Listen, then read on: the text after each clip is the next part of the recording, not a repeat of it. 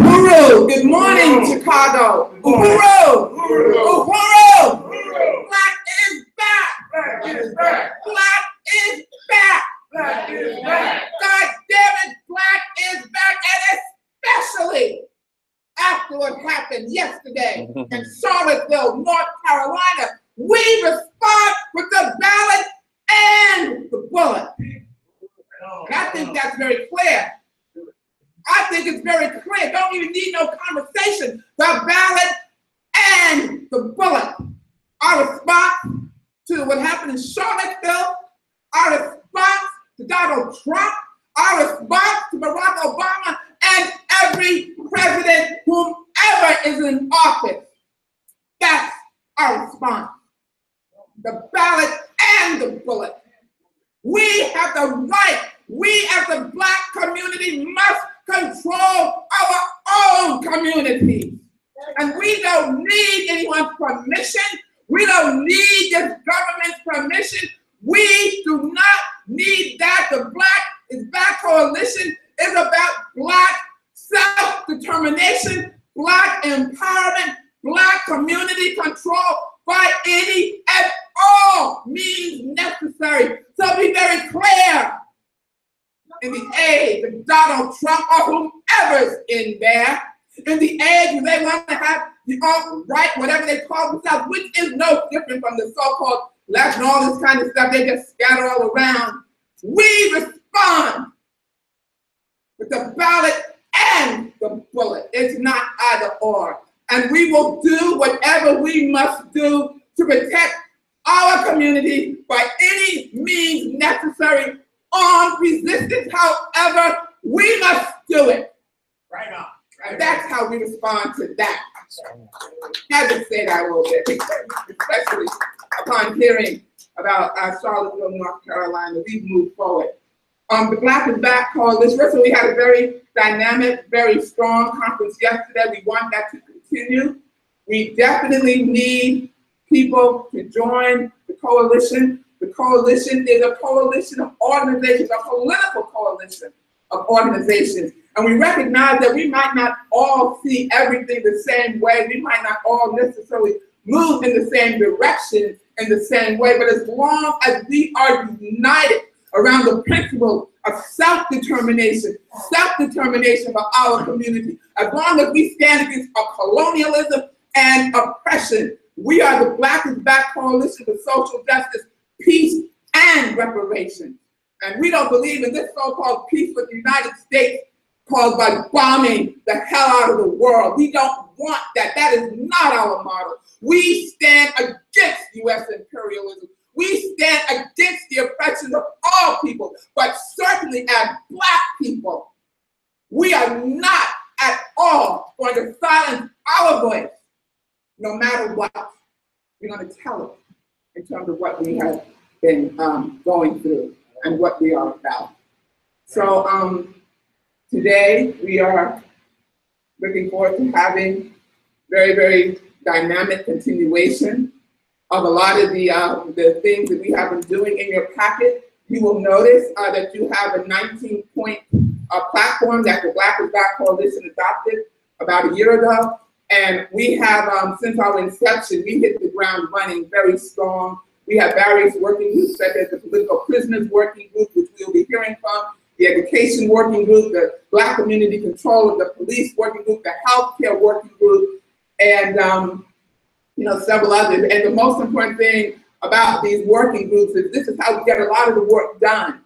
And we need you all to participate. So as we are going through our agenda, and as we are presenting about the various initiatives that we are working on, please, please just consider how you can help and what you can do to join to make this a success, to make Black self-determination, not just domestically, but globally, so we can really make this a reality.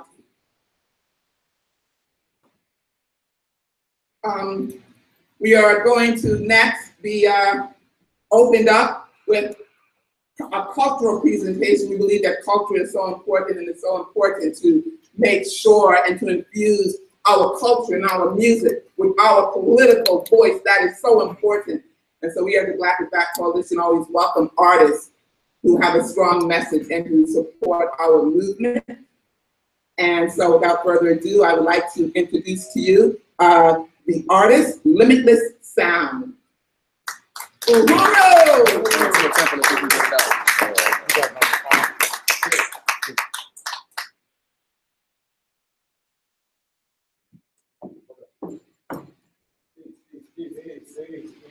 Morning. I like it. Uhuru. Yes, indeed. Freedom. Freedom. Y'all need to keep y'all fight for it. I go by the name of Limitless Sound, that African top solution rap artist. From here, from the south side of Chicago, that way, east side. I'm gonna give y'all a few pieces of y'all mind. Before I get into that, I'm gonna say, I am limitless. And so are you. I am limitless. And so are you. I believe positive affirmations. A lot of times the oppressor try to give us this stigma or this doubt. So I always say that I am limitless and so are you. So we remove all restrictions from our minds. I ain't paying no offering. I won't be at no marches. My God, body too big to fit in the coffin. Won't catch my knees at no altar. Won't believe in their office. That's history that they alter. Good mysteries that they taught you. I ain't voting for office. They have nothing to offer. Unless they make some law to keep them officers up off of us. Won't be an early martyr. Learn from OGs to be smarter. Every time I breathe, I'm a target. My actions don't need no talking. I'm not pleading to the system. I won't act the devil to be nothing less than a Satan. Dr. King said his biggest mistake was integration. Pan-African rap bring us back to a separate nation. Please do not mistake this for physical separation. Just owning our own business to fund our education. I own schools and everything else that we've been denied. We don't die because we fight and buy student pain. The sun in the sky, you still see when it rains. The only thing we have to lose is our chains. The only thing we're going to lose is our chains. Do a revolution seem hard for you? Read too many books, too many articles, how smart are you? I refuse to argue fools on what blacks ought to do. Are you buying black? Are you giving back? Do you even read? Do you know the facts? Instead of complaining about what others lack and how much is talking, how much is action. I do not believe in a televised revolution. Because those with solutions don't need to be no juicy. The FBI on Facebook, so no one has this shit. Fuck being an activist and social media activist. Black economics get money, save money, then invest it. Then boycott the businesses that's funding our oppression. Say Michael to you, devil, say army can never stop you. On my Muammar Gaddafi, Power lower Dumari. Try. That's that piece.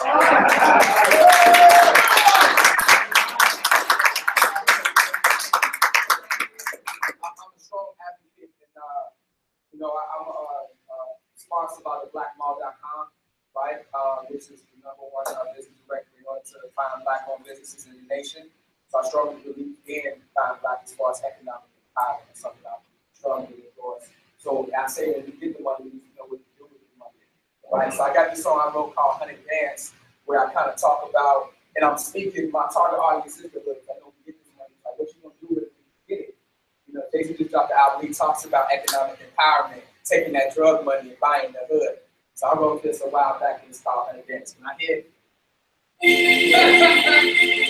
I like to put medicine in my candy. I make music for the youth to understand what consciousness is. You know what I'm saying? Yeah. So like this, I say, trying to turn it back into 100 dance money. Come on, bump some racks so I can keep it there. Everybody tax the week, they understand. So I'm finna turn it back into 100 bands. 100 bands. 100 bands. Watch me turn it back into 100 bands. 100 bands. 100 bands. Watch me flip us back into 100 bands. I say, get to the money for that priority. We do it major, but we not minorities. Pushing the 4 feet, money that's overseas. diamond, that's a product. Let's see if I own it. I never made at least, I'm gonna get a couple knots, and I'm gonna go and buy a block. We don't get it from stores. Nigga, we gonna get a lot. Put a band on the cops. Get some hands and some cross. Put the money in the stocks. Nigga, I be looking at my watch that I sound on my clock. Let's get it. Everywhere my name go. I don't wear no chain, yo. Boy, I ain't no slave, yo. Hell, I need a bank phone. No money is safe, yo. Still high when I pay, yo. I've been eating healthy, but my pocket's side and shaped up. Get to the money. All you have to do is counterfeit. Get to the money. All you have to do is counterfeit. Watch I flip it. I won't throw it on a stripper. Money go flat. Look at my wrist. Watch till I flick it. It be about the time. About my grind. And look at, I was out my mind. Alpha size. Now all my food out the line. Without providing anything below a 9. I go outside. I still live optimistic. Stop the vision. But the cops is killing the stocks in prison. The thug with you pocket. Bitch, so documented. Then I go be proper. What did the doctor here to try? Time to turn back into a 100 days. Come on, boss, all right, so I can feed the fam. Everybody taxing, we make up the same. So I'm finna turn the stack into 100 bands. Not for me. 100 bands, 100 bands. Watch me turn the stack into 100 bands. 100 bands, 100 bands. Watch me turn the stack into 100 bands. And that's that piece.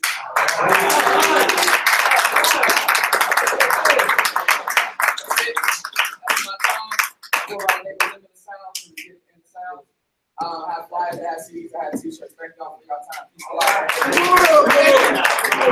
Thank you so much, my brother, for that wonderful presentation. One more time for Limitless.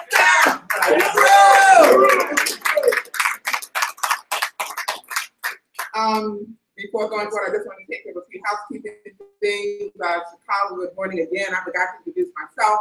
I'm Lisa Davis, the Vice Chair of the Black is Back Coalition, and our chairman, who is also one of the founding members, and the founding member of the African People's Socialist Party, our chairman, Amali Yeshitala, is not able to be here with us at this convention. The first one, he's ever had to miss this conference, and he had to have an art procedure. But he definitely is very, very proud of the work that we're doing, and he says he's so proud to see that this conference is still happening, that we are building the infrastructure to make it so that our movement continues. It's not based on any one individual or personality. So Chairman Amali Yeshitala, we just want to let you know we got your back, and Black is back. Our next presenter will be our brother Glen, who is also one of the founding members of the Black is Back Coalition, and he is also the executive director of the powerful news site, the Black Agenda Report, and he will be here to go over our 19 points for self-determination. Brother Glen Ford.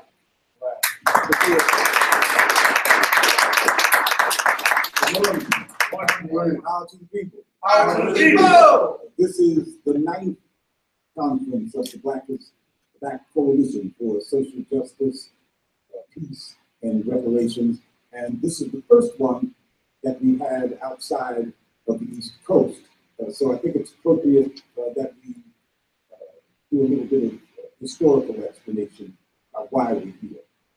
We formed this coalition back in 2009, and it was in response to an extraordinary crisis in Black America. The first Black president of the United States had recently been elected, and most Black people thought that this historical development was the greatest thing that had ever happened to Black folks since emancipation. That was the mood in 2009 when we gathered in an apartment in Washington, D.C. to talk about a new formation in response to the arrival of this first Black president. Black folks thought that they were living through some kind of miracle, that what had occurred that past November was the culmination of Dr. King's dream and the dreams of every ancestor who had ever come before. Barack Obama encouraged Black people to believe that his election marked the end of Black politics as we had known it, and that was a good thing. But when he was campaigning for president, Obama said that black people had already come 90% of the way to racial equality, whatever that is. And by implication, he was saying that if he got to the White House, then that would take black folks the other 10% of the way. The full emancipation would be complete. And so in 2009, since he was in the White House, I guess the struggle was over. And it appeared that lots of black folks thought that the struggle was over. But the truth was that even as Barack Obama was speaking before the election, when he gave this very important talk in Selma, Alabama, black folks had suffered, experienced the greatest setbacks in terms of economic conditions, the greatest setback in comparison to their status with white people in history. The Great Recession had taken such a toll that black households had only 5% of the wealth of white households, median white households. And nearly half of black households had negative wealth. That means that they had less than nothing. It was also estimated that at this rate, it would take centuries for black people to catch up with white folks in terms of real wealth. And by some measurements, black people would never catch up. So that was the real handwriting that was on the wall. But instead, black folks thought that things had never been so good. It didn't seem to matter that the objective conditions of black America had gone into a tailspin because we had a black president. So even though black people were suffering their worst economic crisis in modern times, studies showed that black folks believed that they were living through the best of times and that things had never been so good as in 2009. Black America had suffered the most from the Great Recession, but those studies showed that black folks were the most optimistic of any group in the United States. That is, the folks who had had it worst had the best, the most uptick in terms of their expectations for the future. They believed that somehow, because Barack Obama was in the White House, a new day had dawned, even though in reality they were in the most desperate situation that black folks had experienced in generations. Some of us called this situation the Obama delirium. Certainly, there was a crisis of black consciousness of the first order, and that meant that we had a huge political crisis. That's why we came together in that packed apartment in DC, because of the real crisis. There was, therefore, an overarching question that we had to wrestle with. How do you even hold a rational political discussion when your people are in a state of mass delirium? How do you move even one square forward? How do you talk about where do we go from here when folks have a totally false consciousness of what their actual condition is in the United States? But we had an even more fundamental crisis than just the breakdown in the black economic condition. It went beyond the fact that black America had fallen hopelessly behind economically in terms of comparison with white people. The larger question was not even on the agenda, although it was the question. The question was, what about black self-determination? In 2009, the issue of self-determination had all but vanished from the black conversation because we had a black president, as if that was an answer to that question. Obama himself was very clear about black self-determination. He he was in fundamental opposition to it.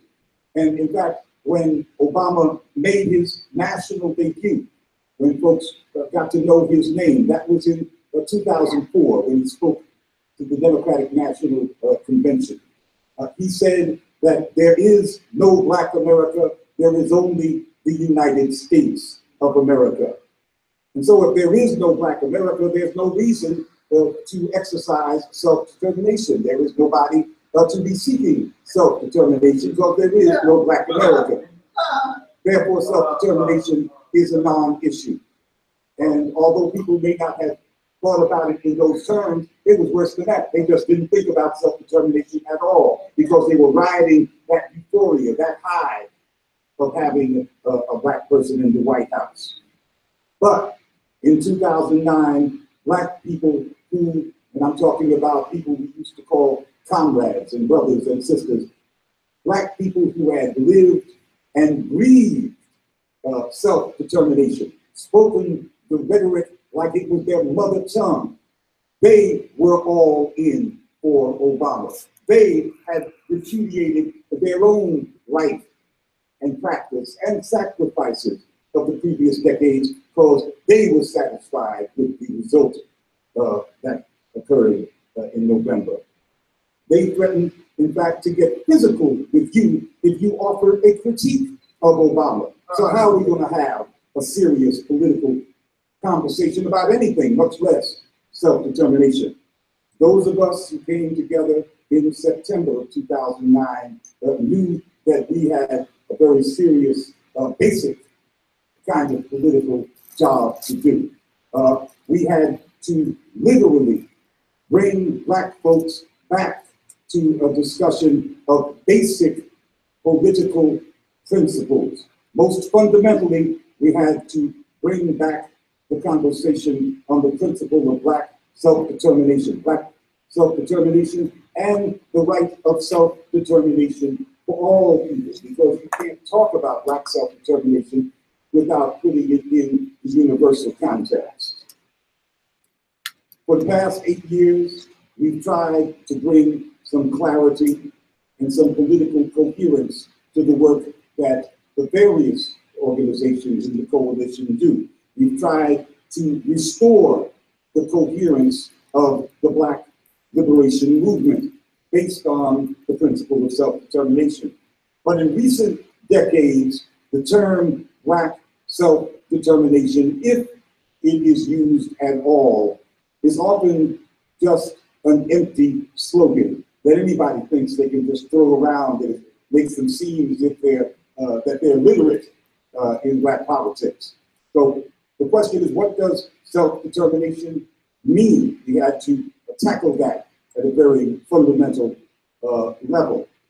Is the principle of how is the principle of self-determination applicable to all of the various struggles that the different organizations in the Black is Back coalition were involved in?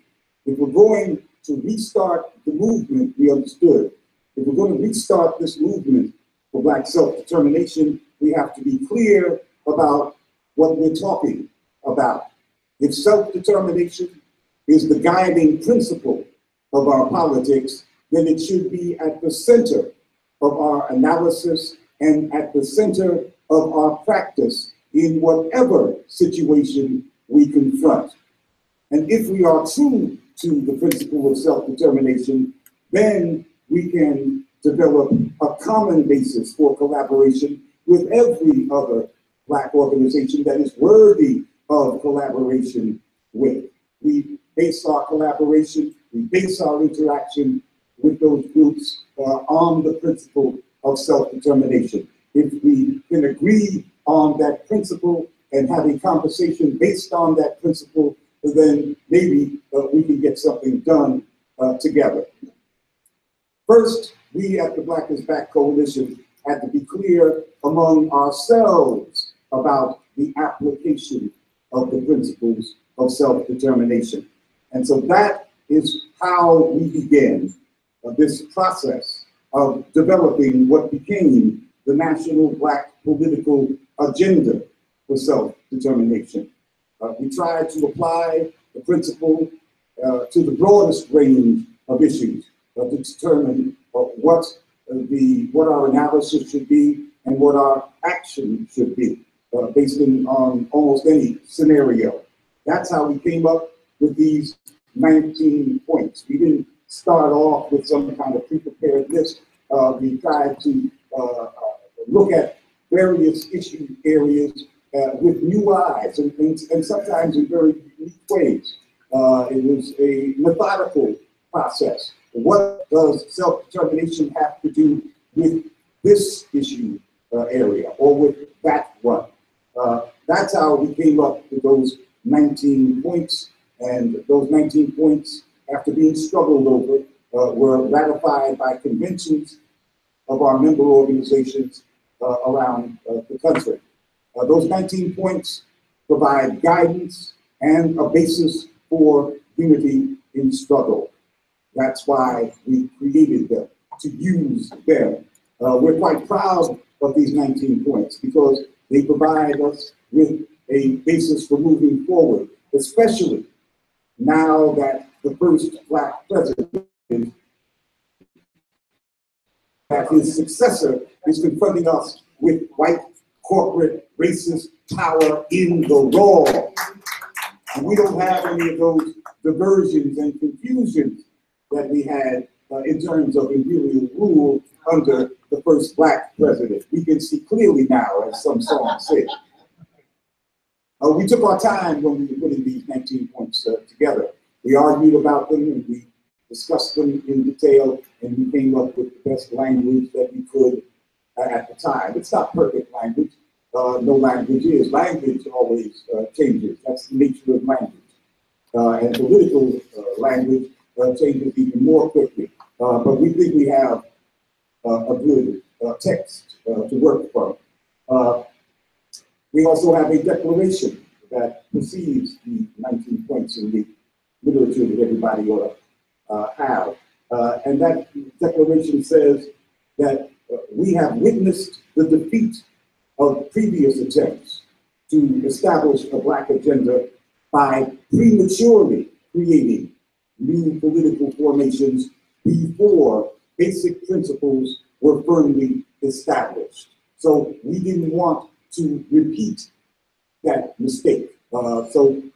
6 years into the Black is Back coalition, we established these firm political principles that allow us to speak not just among ourselves in the coalition, but with anybody else. We believe these 19 points provide the basis for a Black political conversation that is actually about liberation so that we can move forward. I'm not going to go through all 19 of these points. You have the literature in front of you. I'm going to touch on 3 or 4 of them, and I think these 3 or 4 points are especially compelling because we're in Chicago, where there are battles going on that revolve around these principles. Principle number 3, Black community control of the police. It states, we demand the immediate withdrawal of all domestic military occupation forces from Black communities. The democratic demand, and this is a democratic demand, assumes the ability of Black people to mobilize for our own security and to redefine the role of the police so that it no longer functions as an agency imposed on us from the outside. I think that the key words here are we assume the responsibility of Black people to mobilize for our own security and to define or redefine the role of the police. Because that means we don't want to just reform the police and make them a kinder and gentler occupation force in our communities. We need to, we must replace the police.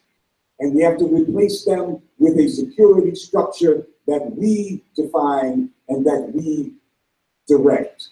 That is our self-determinationist right, and that is our democratic right. And that means that the gradual creation of a Black security force is an obligation. It is a responsibility of the Black movement to create these structures. It does not happen right away, but it has to happen if we're going to truly establish Black community control of the police and not just shine up and criticize somebody else's police lording it over us. On point 6, reparations. I'm going to read it. We demand reparations consistent with international norms regarding redress for crimes against humanity. This includes the enslavement, colonialism, and apartheid from which we suffer today. The totality of repair, according to international law, must include policies, programs, and projects that cease ongoing racial crimes. And I'll stop right there because that's the key language. Brother Kamm Howard, who's here, will be discussing local reparations proposals at length later today. I think that the key phrase here in the principles is the totality of repair must include programs and projects to cease ongoing racial crimes. That is, reparations is not just about the crimes of yesterday. It's about all of those crimes that they are committing right now against us today and that they plan to commit in the future. Reparations is relevant to almost every aspect of our current oppression. And that is something that is critical to discuss anytime that reparations comes up. If we're talking, for example, about ballot measures on reparations, people are not going to vote about something that they believe is in the past. They're going to vote about something that affects not just an expectation of redress in the future, but that deals with the ongoing crimes of today.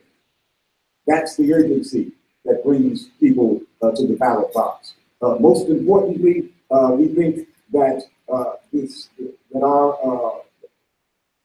take on reparations in that point puts the issue here in the here and now of our struggle. On point number 11, halt gentrification. I'm going to read a piece of that. Halt gentrification through the empowerment, stabilization, and restoration of traditional Black neighborhoods.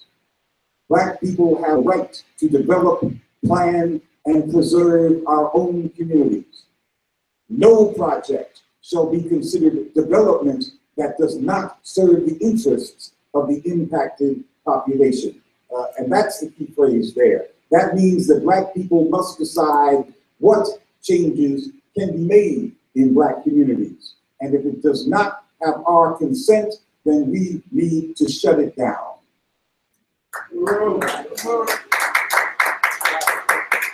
That also means that we must create the institutions that give consent or that withhold consent for development, and also institutions that initiate development, initiate projects that are designed by our community. And how do we create structures in which the community is actually developing itself? The community is planning its own growth and putting that into effect. Point number 13 is the right to a free education, the right to free education through postgraduate level. It reads, public schools must meet the highest standards of excellence under the supervision of educational boards directly elected by the communities that they serve. We oppose both for-profit schooling and philosophies of teaching that put profit over human development. And we support democratic educational values and strategies that empower students and their communities to determine their own destinies. Sister Betty Davis and others will be speaking to that issue, the issue of education and liberation through education later on in this conference. it is fundamental that Black people control the public schools in our communities at every level. And that means at every level of instruction and administration and in curriculum, everything that goes on in schools. This is fundamental, and it is as urgent as Black community control the police. And it should be directly linked to the issue of Black political control, community control of the police. In practice, as we develop those struggles, we need Black unity around self-determination because we have suffered greatly from a false unity in Black America, an imperative for unity that has sometimes made us make the wrong associations. Black people have always been outnumbered nationally in the United States, and even if we were majorities in localities, we were always outgunned. So Black folks have always, because of that, strived for unity. And sometimes it served us well. Often it served us well. It shaped our politics. It makes us unique in the African diaspora, that minority status, or that outgunned status that we've had all these hundreds of years. But sometimes this false unity based upon an imperative for unity at all costs, sometimes that unity has acted as our Achilles heel because it winds up uniting us, feeling that we must unite. But we wind up uniting behind a Black misleadership class that is only out for itself. So we're behind it. We're backing them, but they don't have our interests in mind. They have their own interests in mind. And more than that, in practice, in the end, they act as agents of white capital because that is where they believe that their interests lie. The principle of self-determination gives us the basis for a Black unity that is socially transformative and that is a unity that seeks liberation. That means we, through self-determination, are determined to bring Black is back.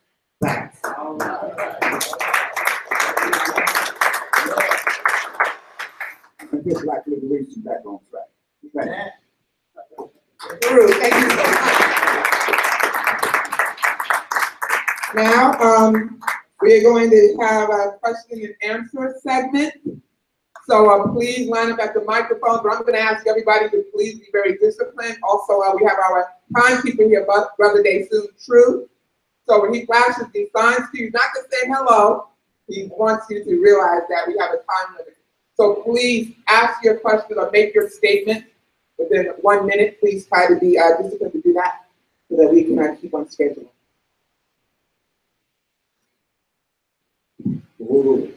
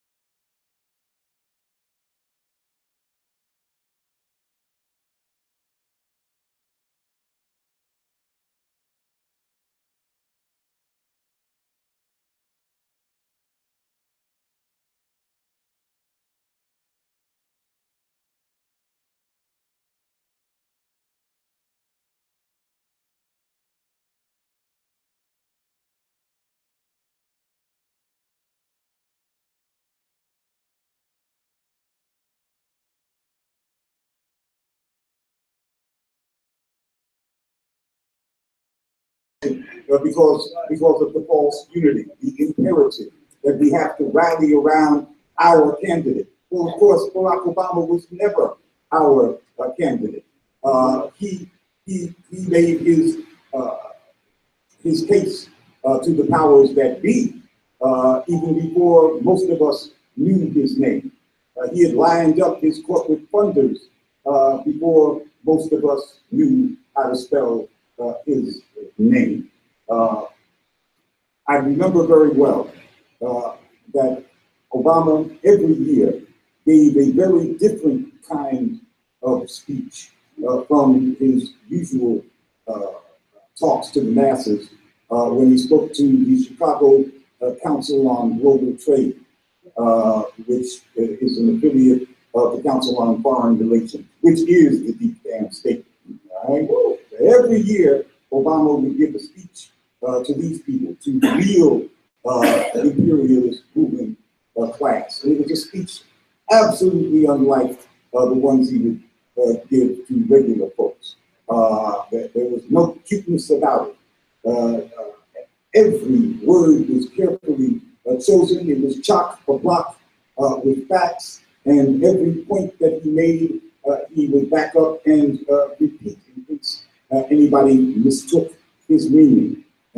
These speeches were reassurances to the global elite based in Chicago that he was going to be an imperial president, that American exceptionalism, which means the United States' right to violate international law at will, would be his principle of governance. And you would not recognize the Obama that spoke every year before this corporate council. And yet, folks didn't read those speeches. They paid no attention to those speeches. Instead, they listened to the speeches that would make them happy about having unified around a guy who, until Iowa, did not have the support of about half of black folks, the rank and file, and way more than half of black elected officials. But people revised their own memories and would tell you that they backed Obama from the very beginning.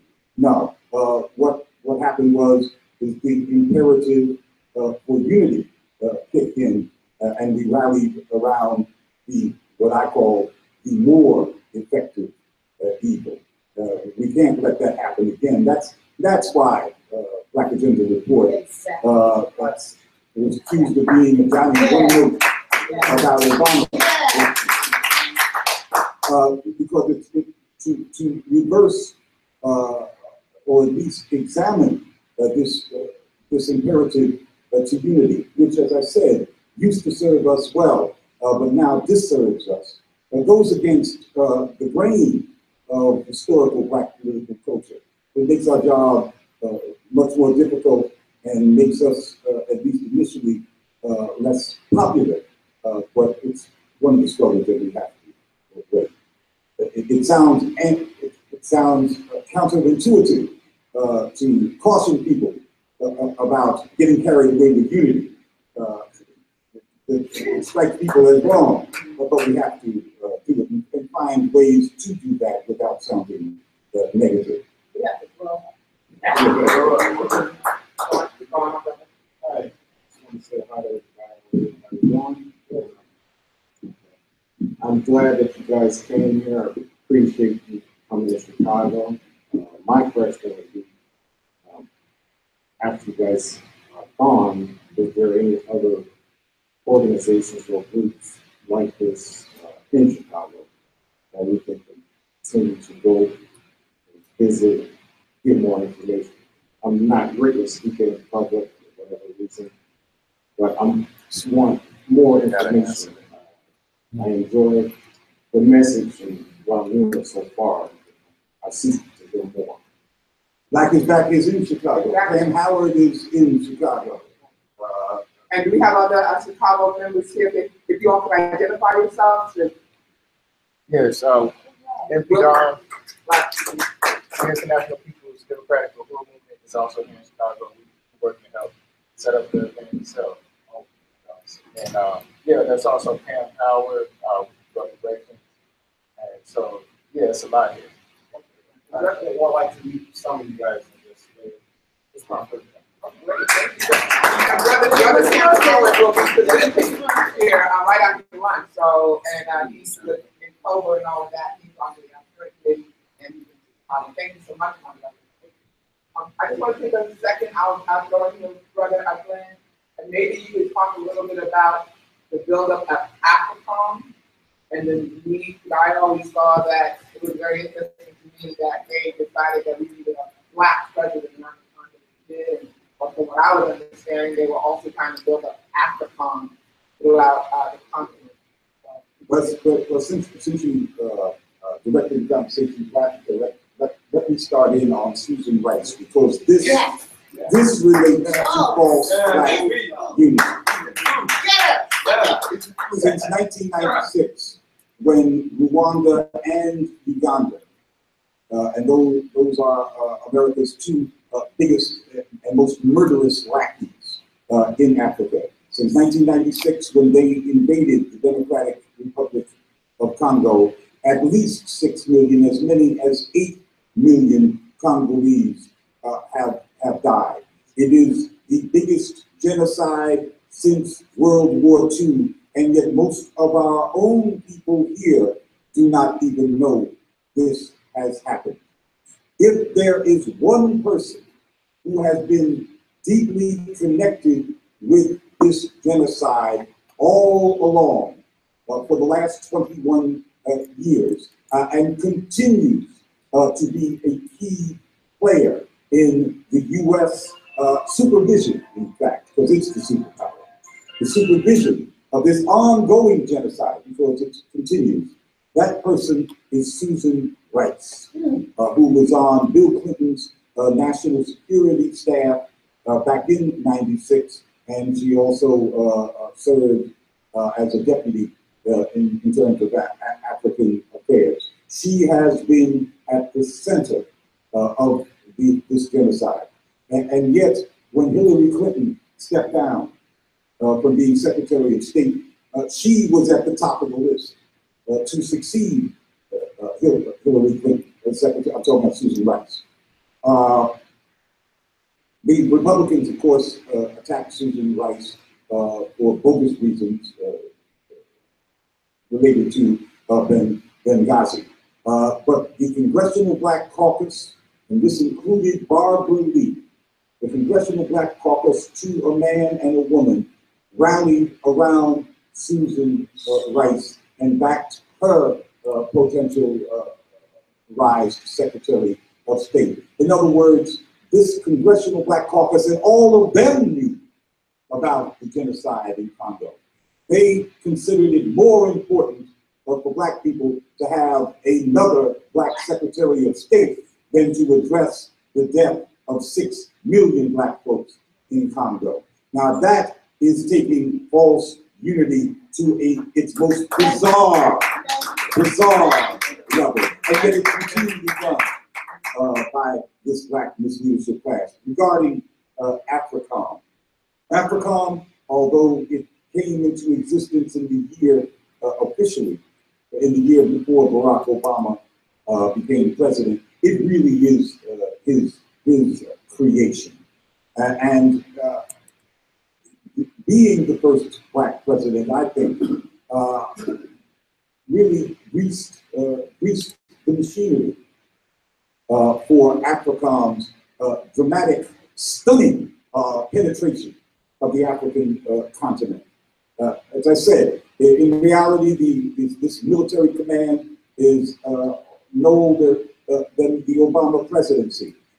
And yet, in the space of just a couple of years, the United States, through AFRICOM, had military agreements with every country on the African continent except Zimbabwe and Eritrea. If you did not enter into an agreement with AFRICOM, you became a target of AFRICOM. And so Zimbabwe and Eritrea, most people don't know even where Eritrea is, or that it is a country. But it has been under sanctions by the United States for the last 5 or 6 years, and just had new sanctions whipped on it this summer for allegedly taking possession of some communications equipment made by North Korea. Eritrea, a country of about 6 million, is constantly under threat of invasion and annihilation by the United States through the proxy force of Eritrea, which is another lackey regime like Uganda and Rwanda of the United States in Africa. So the success of imperialism in Africa, of AFRICOM, is really dramatic and stunning. And there are lots of activists who believe that Africa has somehow resisted AFRICOM because it does not have an official headquarters in Africa, that its headquarters still is officially in Germany. But that's a bunch of crap. AFRICOM has a huge base in Djibouti, which is a headquarters by any means. But the philosophy of AFRICOM is much more insidious than setting up big U.S. bases, which are often counterproductive because local people see them and they are resentful of being host to some foreign country's big base. It looks like colonialism. So the U.S. solved that problem by instead penetrating the militaries of every African country. So the U.S. troops don't sleep in their own bases. They sleep in the barracks right next to African soldiers. And U.S. officers drink and eat and party and conspire in the officer clubs of African militaries, which means that they can plot a coup, coordinate a coup against whoever is president right there in that country's officer clubs.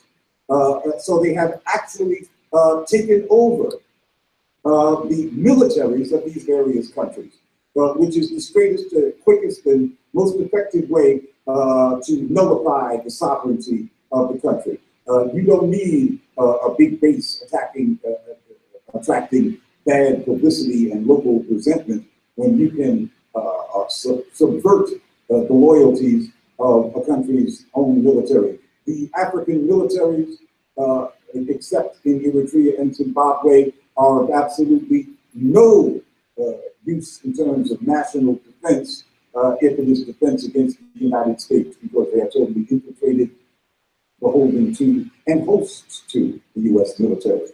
AFRICOM is a work of evil genius.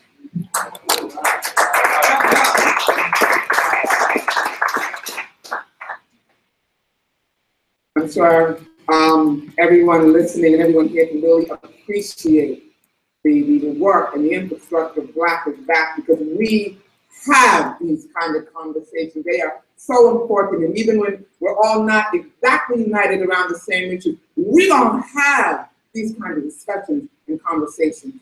So with that, it's so easy to just want to go off on everything that he just said and back it up, but we have to be disciplined. Our next presentation is going to be about the right to free education through the postgraduate level. And I'm going to bring up this strong, wonderful system. That's one of the great things about being with the Black is Back Coalition as well. You meet and connect with so many beautiful, powerful people. And this is Sister Betty Davis. We have the same last name, maybe we could be related. But she is an education activist. And she has been active in the community for a very, very long time. I'm going to have her come up and introduce the rest of the panel and to tell us a little bit more about herself. But she is a dynamic leader on the forefront of education, and somebody definitely we want to know and work with. Sister Betty Davis.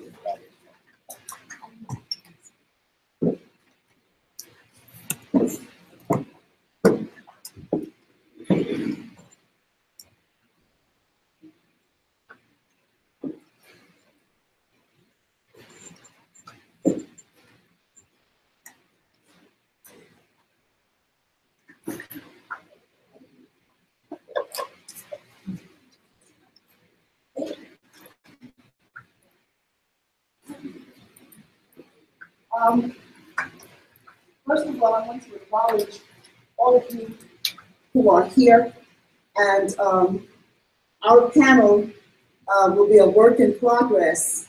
I'm looking for Brother Brandon Johnson. He was en route to the library. He sent me a text saying he was on his way. So if he's in the house, oh, hallelujah, Brother Brandon. Thank you. And we also have Reverend Chester L. Baker, and we have Brother Ralph Pointer, as you know, who also chairs the Political Prisoner Committee. And we are waiting for our host, who were kind enough to find us the space, the Harrises. So whenever they arrive, I will signal to them to join our panel. And bear with me. I need those of you who are sitting in the back. We're one family, and I feel better if I have my family close to me. So would you please come forward? I absolutely need you. Okay, because you know us Aries, the fire sign can just go all over the place. So we need some other signs to dampen me down a little bit. And I really appreciate that. That's a little housekeeping there.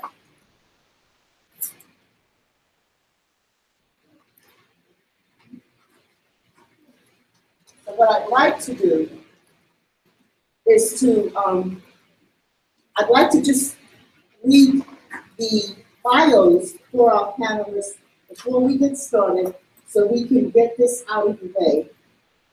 And not get it out of the way, but so that you'll be able to anticipate what you're going to be hearing.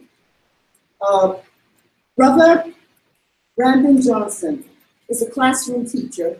Is it all right if I move this a little bit closer? Is that okay? The mic, is that all right? Yeah. Okay. Brother Johnson is a classroom teacher, labor leader, and lifelong public servant who has dedicated his life to bringing justice and opportunity for Chicago families.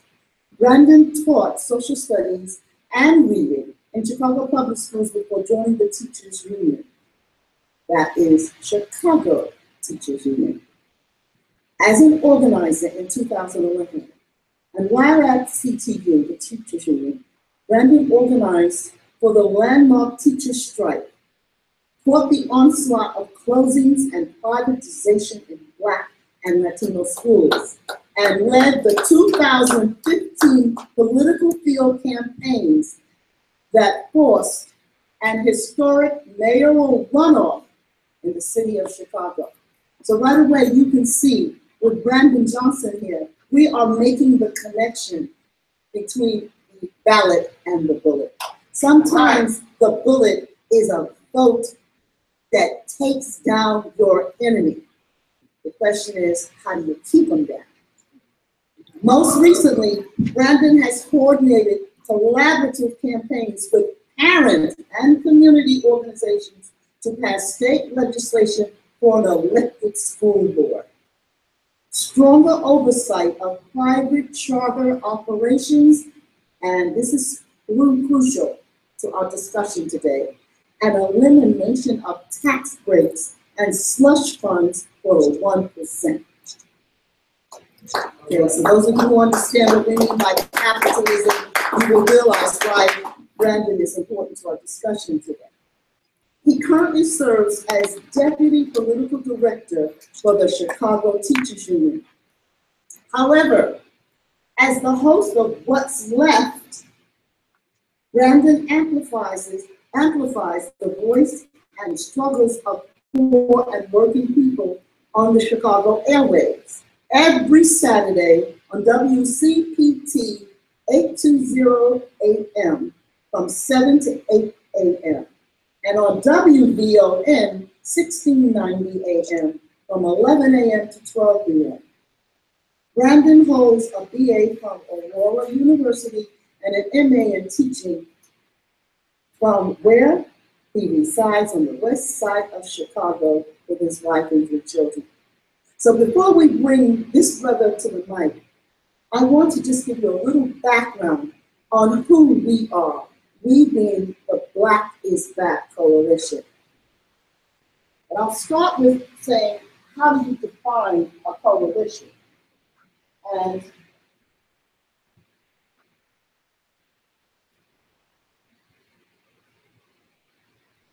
towards that end, I want to tell you who we are as part of the coalition. We are the New Abolitionist Movement. And our mission statement is to abolish miseducation in New York City and to abolish the Central Board of Education. We are organized on the principles that abolished slavery over 100 years ago. We understand that miseducation equals the new slavery.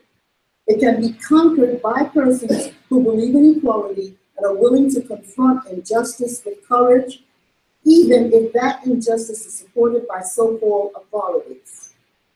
We will be tenacious in our personal and spiritual beliefs to create an educational system based upon respect, civility, discipline, and love of learning. We understand that the anti-slavery movement to be the high point in American history because the abolitionists saw the truth and followed it to its logical moral conclusion without fear of government or laws of man. They worked, they fought, and died to make self-evident the words of the Declaration of Independence. And we, the abolitionist movement, now pick up that banner to struggle, we being all people of goodwill and moral convictions without regard of race, religion, class, age, or gender. So what we are asking, we support education, not incarceration. So we want you to join us, and we want you to allow us to join you. And that is why we are part of the Black is Back Coalition, because of this moral imperative. Now, we have our 19 points, and one of our 19 points states the right to free education through postgraduate level. Public schools must meet the highest standards of excellence under the supervision of education boards directly elected by the communities they serve. We oppose both for-profit schooling and philosophies of teaching that put profit over human development. And we support democratic educational values and strategies that empower students and their communities to determine their own destinies. In the intermediate term, Black people in the United States need education that facilitates our liberation from white supremacy and corporate hegemony. So what you have now is our mission statement, and you have one of the 19 points dealing with education from the Black is Back Coalition. What I would like to do now, right before we introduce our brother, is to give you the housekeeping elements for this panel. We're going to try to keep, and I'm already over my 5 minutes, each presentation 5 to 7 minutes because one of our panelists is not here. So we'll extend it a little bit. We have a timekeeper there. I'm going to try to be a timekeeper. Then we're going to try to open it up, not at the end of the panel presentation. We're going to open it up to the audience after all of the panelists have presented, because we are working on a proposal in terms of this panel.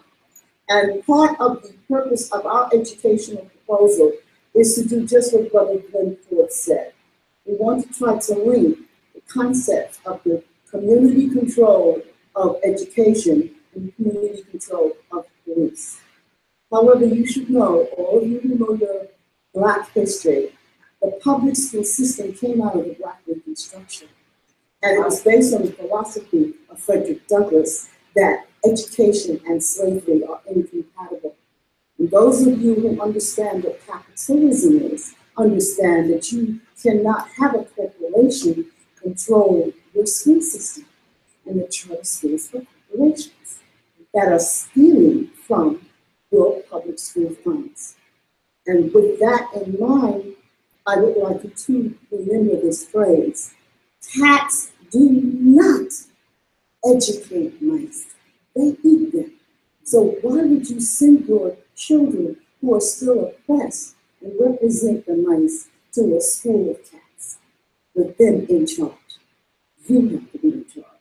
The Israelis would never allow their school system to be taken over by the Palestinians. So we should not allow our school system to be controlled by those who believe in not only our slavery, but our ultimate extinction from this planet. So without further ado, I would appreciate it if you would welcome Brother Brandon Johnson. And I really thank you so much. He was on vacation, gave up his vacation time to be here. So those of you from Chicago, recommend acknowledge a family member. Welcome, Brother.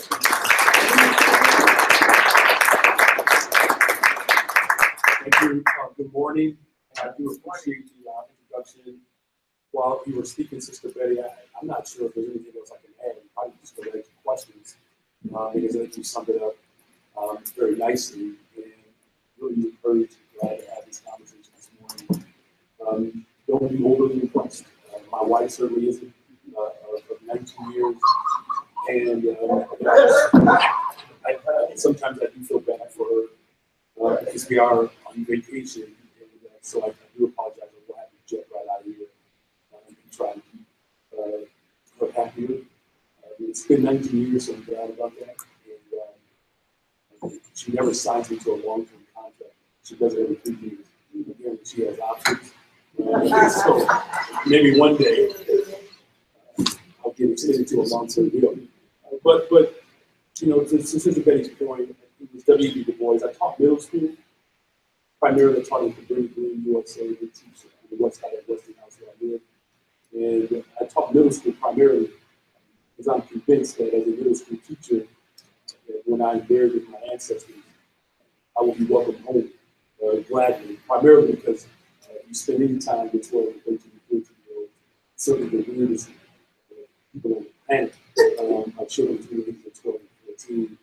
And one of the things that I do appreciate about my time as a middle school teacher is that my students always remind me of why this matters. And sometimes in the course of the work, teaching in the public school system here in Chicago, you can get distracted. But our communities are inundated with the type of crisis that is created by white supremacy. It's W.E.B. Du Bois that said that public education is the expense of the state. In the South, in particular, after all, was a Negro idea.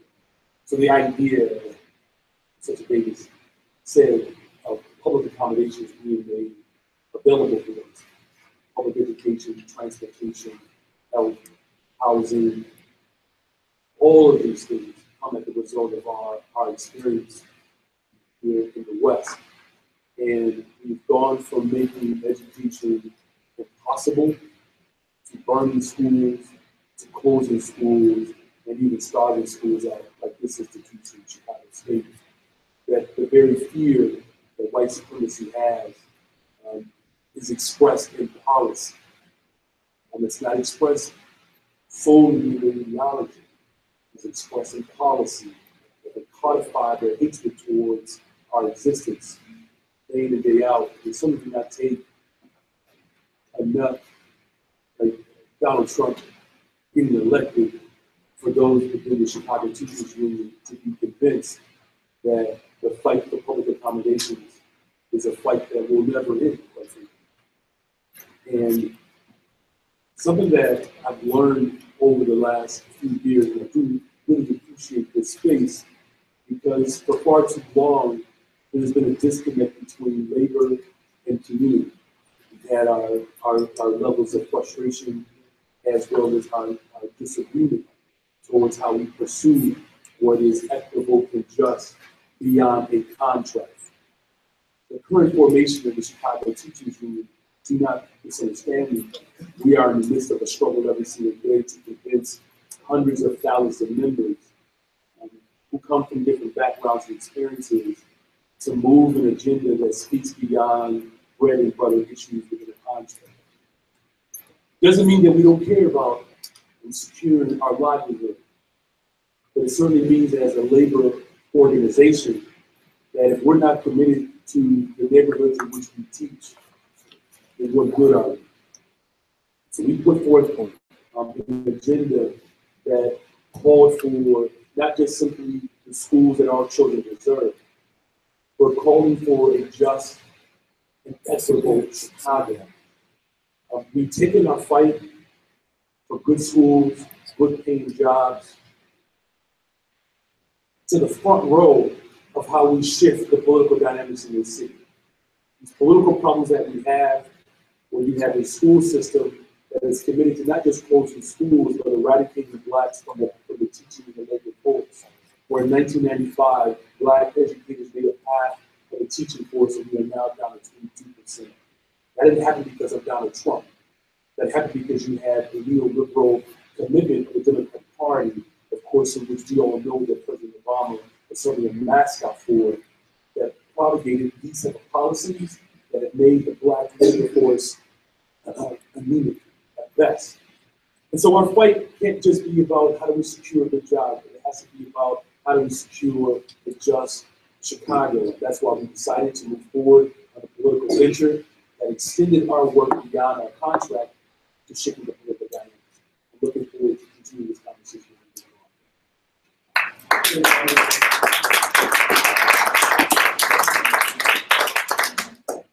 Okay, I want to stress that we want to leave time to get feedback from you, and then we will conclude our panel. So that's why we're rushing through the speakers. We definitely have to get back to Dr. Brandon, and of course we will release him so we can maintain this family structure.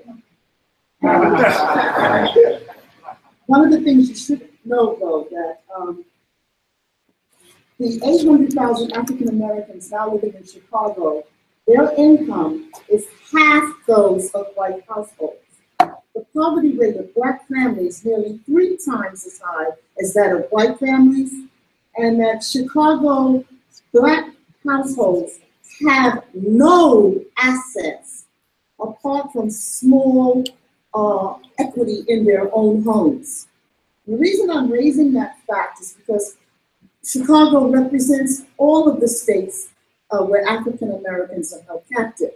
And don't you kid yourself, given what's going on in the news, it's just forcing you to look at the reality of our place in this society.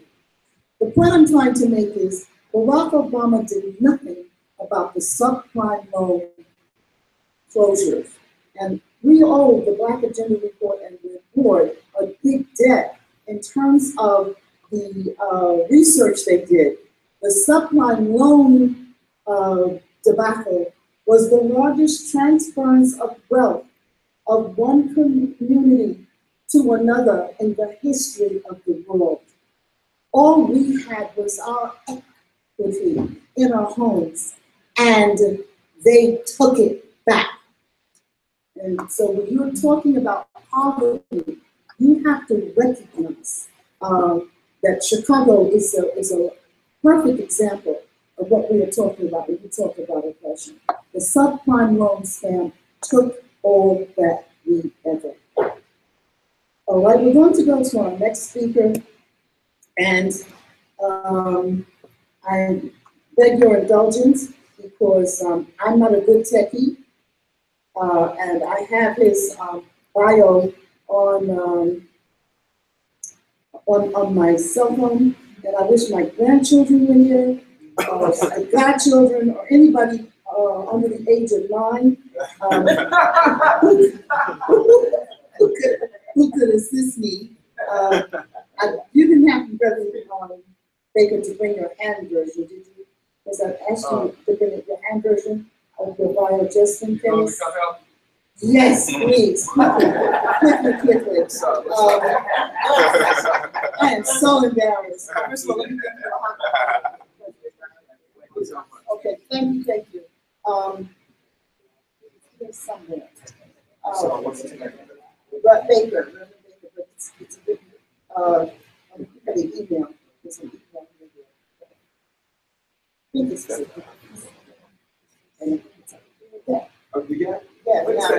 okay, thank you. But you make the difference, your spirit.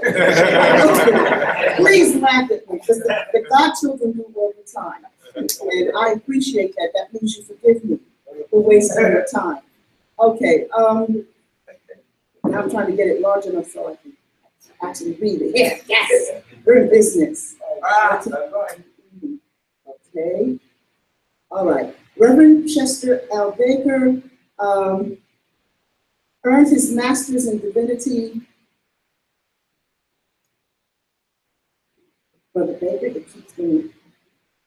In divinity and counseling from Chicago Theological Seminary in 1977. He completed his coursework towards a doctoral degree, Northwestern University, the Pastoral Psychotherapy Institute in Park Ridge, Illinois. He also completed a postgraduate studies at North Illinois University in counseling with special populations and cross-cultural counseling. Reverend Chester Baker has lectured at colleges and universities around the country. In addition, Reverend Baker worked for the state of Illinois for over 16 years in several capacities. He's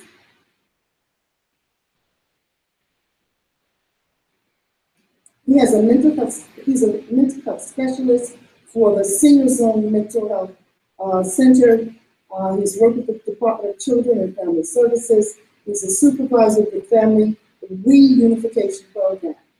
One of the main reasons, and again, I apologize for the awkwardness of this presentation. One of the main reasons he's here is that Reverend Chester Baker was one of the enforcers for the decision which came out of a court case about the discrimination going on in the state of Illinois as it involves education. I think the phrase was considered one of the worst cases in history. The judge decided in favor of the community, and people like this man went in to make sure, because we all know how the United States government makes treaties and breaks them as soon as they make them. So anytime you go into court, that's just another treaty, because you really are an Indian, let's face it. And you're going the way of the Indians. You're being disappeared. Reverend Baker.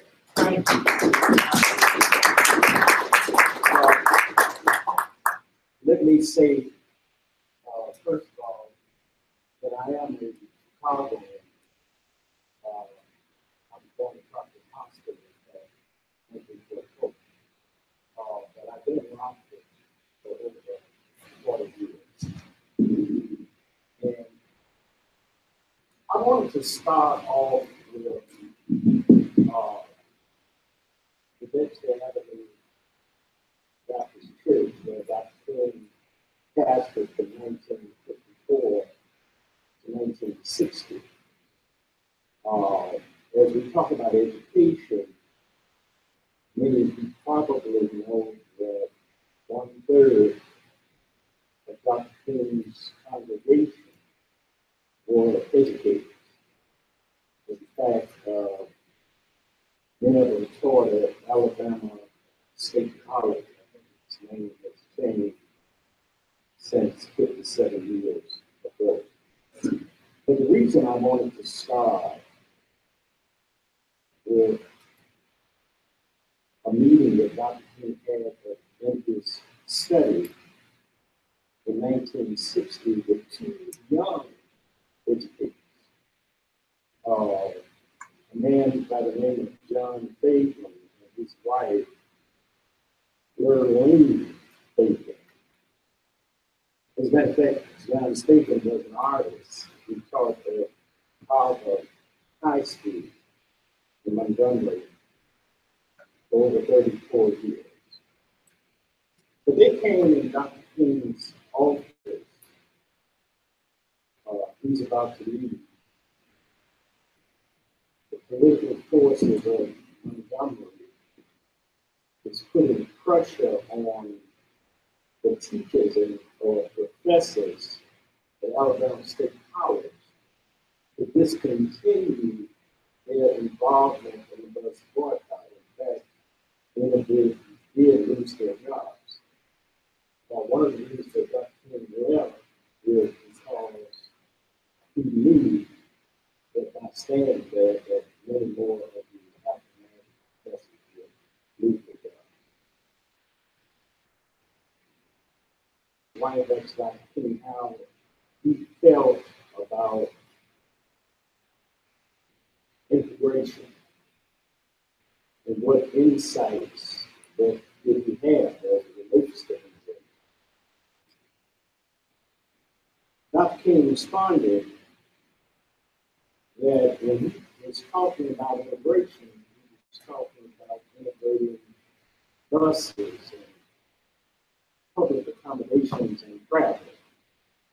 But when you're talking about integrating the school, you're talking about a totally different issue. The reason being is that white people would have free reign over the minds of black children. And because they have consistently seen the black race as being genetically and innately inferior, that this interaction with white teachers can be very traumatic and harmful to black children. It's interesting how similar Dr. King's theories and philosophy of education are very similar to Carter G. Woodson. Ultimately, he said, now is not the time. It is too early for us to allow our children to be under the tutelage or under white people as it relates to classrooms. Maybe in the future, but not now. And in fact, he said that the first wave of African American children that integrated suffered traumas that are so devastating that it impacted future generations of leaders. I'm out of time. Okay, let me fast forward it to. I thought it was interesting to hear the philosophy, theories about it.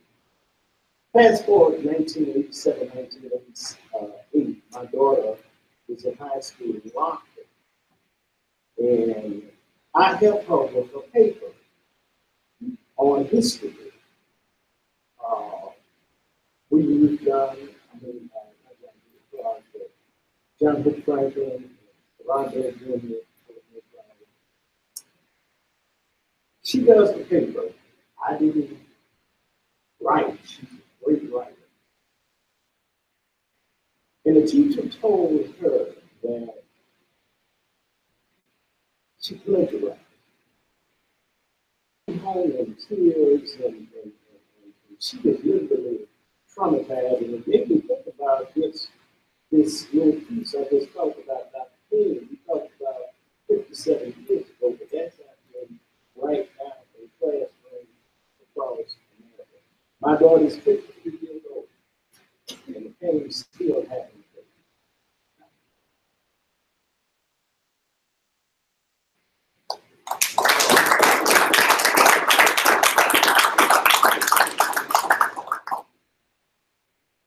We're going to have to come back to this because I said we're rushing forward so that we can come back. If anybody here understands that. So although we had anticipated another panelist, it looks like that's not going to happen.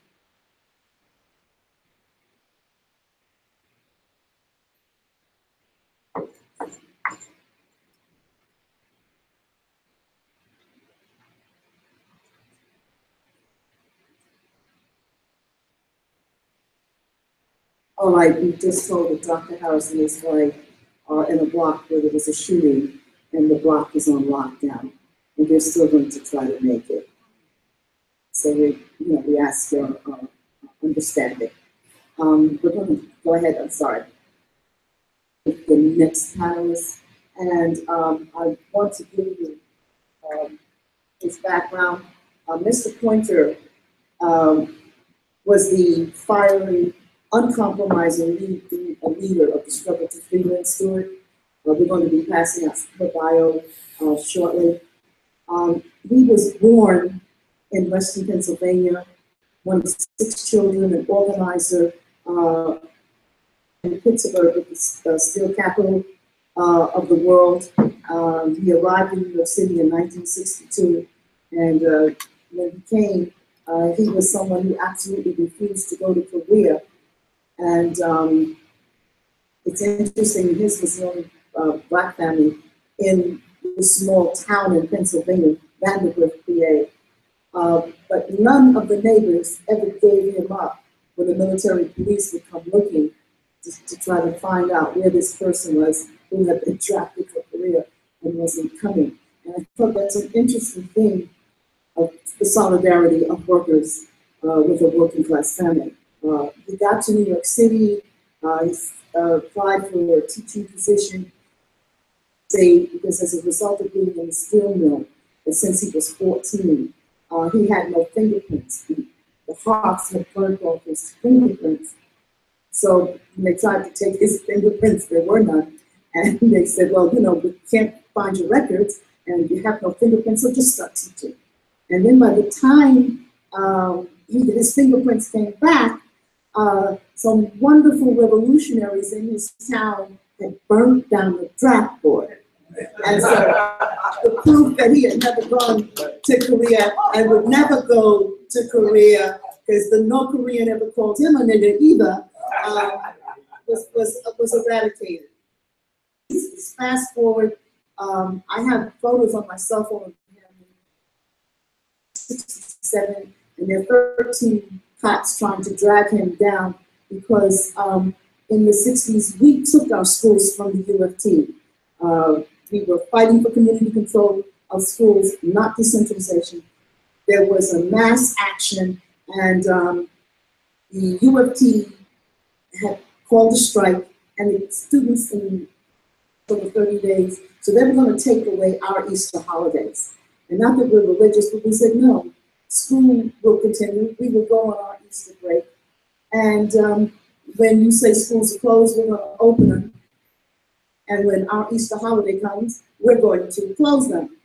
And so it's the first time in my life I've ever seen a revolution in the streets. And this man started it by literally opening up the schools, and the community took their schools and held school when all the other schools were on strike. And we had our regular calendar year because of people like this. Fast forward, we won the right to appoint our principals. The first Black principal was instantiated in a school in Harlem called the Henry Howard Garnett School, which was named by the community. Those of you who know in their history know Henry Howard Garnett is let resistance be your motto. He was the first Black power preacher. And so I want you to welcome the man who was responsible when he went to jail and lost all of his teaching licenses.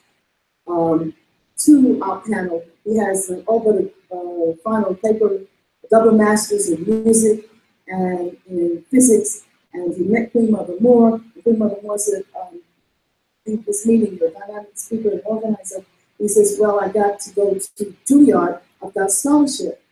A flute scholarship, and she said, well, honey, Black people got enough flute players, but we need is a revolutionary. And so that was the end of his career as a physics teacher and a musician with the kid, Brother Ralph.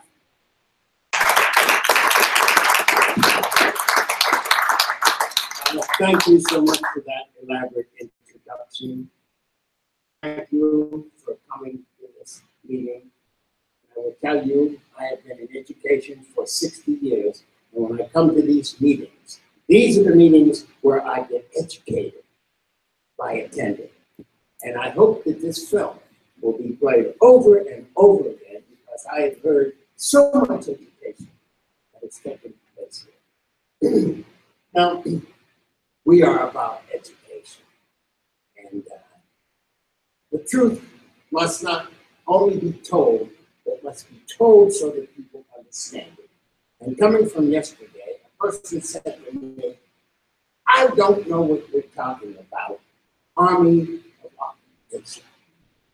Well, an example that you all know. When Germany invaded France, they left an army of occupation to determine what happened in that community. When the United States went to Vietnam, 1,000,000 troops, they were an army of occupation to control that country. And when you look out and see a car that says police on the side of it, they are the army of occupation, the same as they occupy.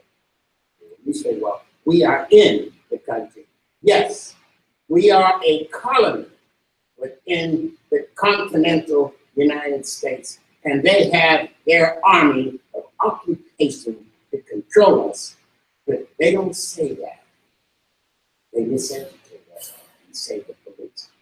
Now, what is the design of that army of occupation? They want us dead.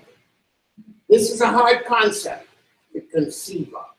But if you think of the indigenous people in America, I'm 23 years old, and I was 30 years old before I met my first indigenous person.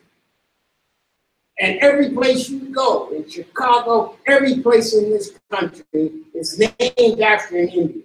And they say there were only a few of them. Well, when they say that, they mean that there's only going to be a few of them left. The country of Palestine, there's no more. They're not gone. If you look at any map and you see where the Palestinians live, they are no more, and the oppression continues. And if you look at America, you understand why our existence makes them nervous. They've been looking to eradicate us for a long time. And there we be. An element of people of color who have a mindset that says, no, we will not be destroyed. No, we will not be miseducated. And no, we will not serve you, but we must serve ourselves.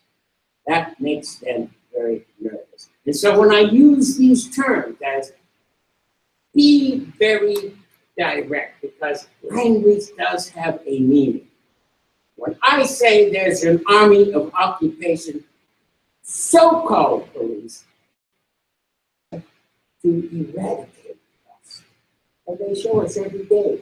I didn't know the figure, how long does it take for some information to be taught to us by the news that another person of color has been killed. That times 100, you'll see the number of people who have been killed mentally in America.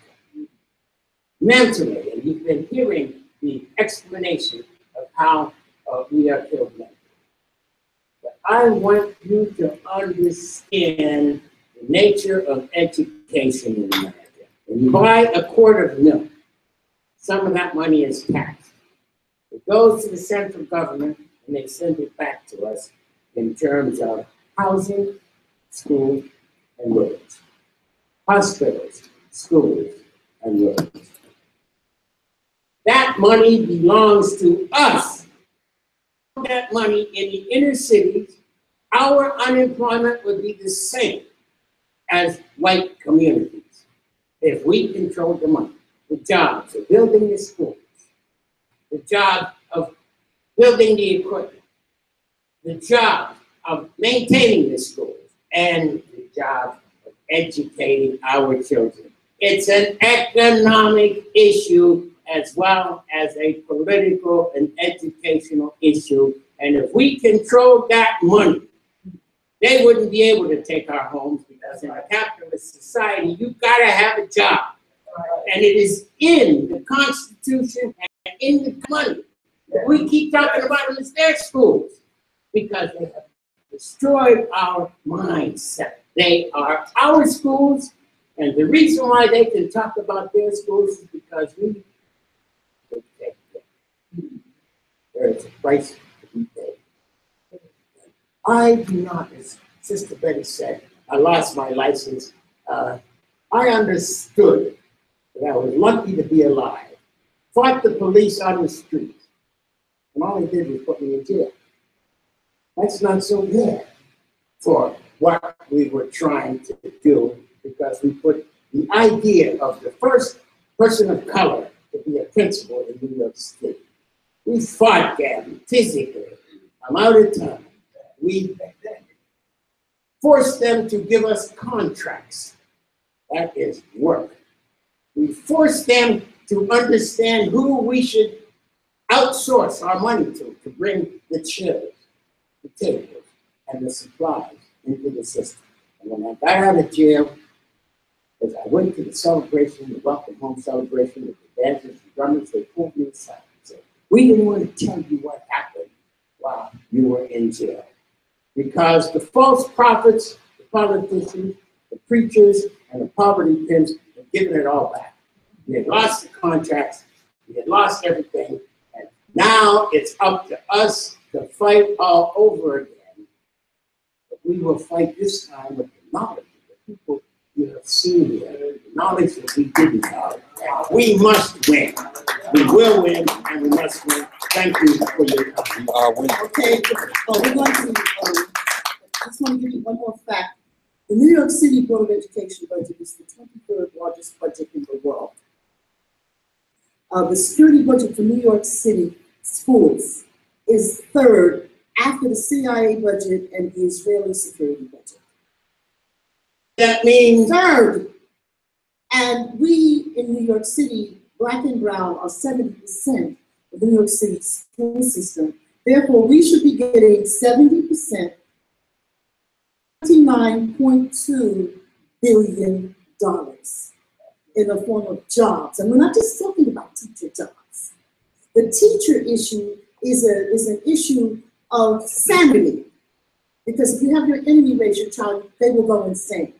So stop criticizing these kids and stop these goddamn peace marches telling them to give back their guns. Let them keep their guns, but take the schools and control their minds, and they'll know who to shoot at. And that's why we want to co-author the resolution for community control of police, because you can't have community control of police without community control of your children, community control of education. So while you are marching against the police, you should march and take over the public school system. You have the right to do so. It's in the charter that the ex-slaves wrote during Black Reconstruction, giving you power. And what we want to tell you is that the majority of white people who are in public schools do not send their children to charter schools. That should tell you something right there. That conclusion, I told you what our budget is. We're going to open it up for the discussions that you can address each panelist. And community control, you have the right to review the budget. The budget is public. Community control, you have the right to hire and fire teachers. You have the right to be trained. We're not talking about leadership teams where the principal controls everything. We're talking where you determine what your children should be having. First of all, they should get their equal share of what the budget is, and they can't get that until you are informed and trained as to how to analyze the budget. So having said those few things, there's so much more information we'd like to give you, but we want to give you a chance to talk back to us. Thank you. We asked just so that for efficiency that we can keep the comments, questions.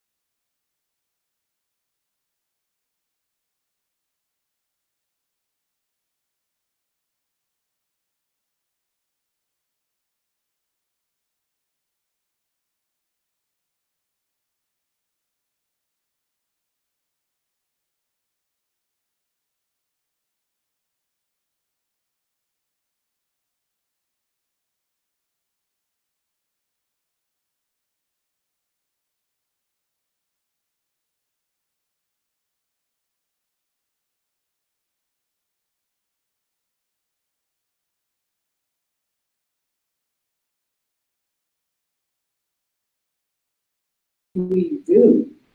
I know we're talking about community control. Indiana is a very white state. Pence came from there. We thought we had gotten rid of him. So I'd like the panelists to give us, in your opinion, some solutions, particularly for people. Chicago and New York is very different than Indianapolis. So thank you very much. Who would like? Yes. Yes. Basically, it's organized. And the big piece of organization is education. And another reason why education is a very important place to start is that everyone, or many people, have something in common. You have somebody who attends the public schools. You have a niece, a nephew. And so that in itself is the beginning of an organization. Having meetings with people, even if it's two. If you find anyone who understands what you're talking about, who is interested in the education, have a meeting, because the Democratic and Republican Party and these other organizations are not going to help us in this issue. You have to become your own organization. I'd like to piggyback on that. Two issues you can organize on right now. This is where community control comes in. Every school ought to have a committee where you respond instantly when a child is shot in your school. Just that. Secondly, we do not want them going to these imperialist wars. I passed out a sheet that the clerk has passed out in all our schools. All of your children have the right to, you can sign to opt out of having them sent to the military. Don't believe them when they say they're going to get scholarships. First of all, they'll be dead, or they'll be wounded, because they put them on the front lines. Secondly, they don't follow through on the scholarships. So organize parents to opt out. No military at the career fairs. Simple little issues like that. Demand your right to have a review of the budget for your school. You don't have to have a child in the school to ask that, because you're paying taxes for that school. And you can also opt out of military education, and you can opt out of giving the military information on your children. They collect that and from the schools, and you must go to the schools and say, my child's information, grades, etc., must not be sent to the military. That's the beginning. Well, before the next question, I just want to say that Vice Chair Lisa Davis will be the last for this portion of the hearing. All right, I just want to say that right now, time out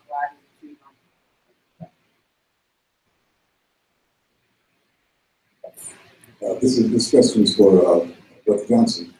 My colleague at Black Agenda Report, Bruce Dixon, is from Chicago, and he says that Chicago's schools used to have a progressive setup for community control of schools. Is that true? And if so, how much of that structure has survived? Yeah, it's a good question. So currently, as it stands, there is a very petite form of community control schools.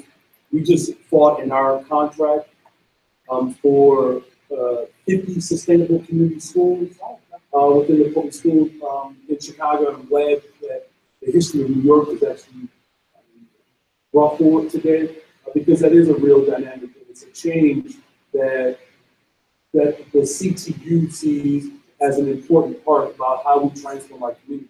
So community control of our schools will allow us, look, let me just cut to the chase here.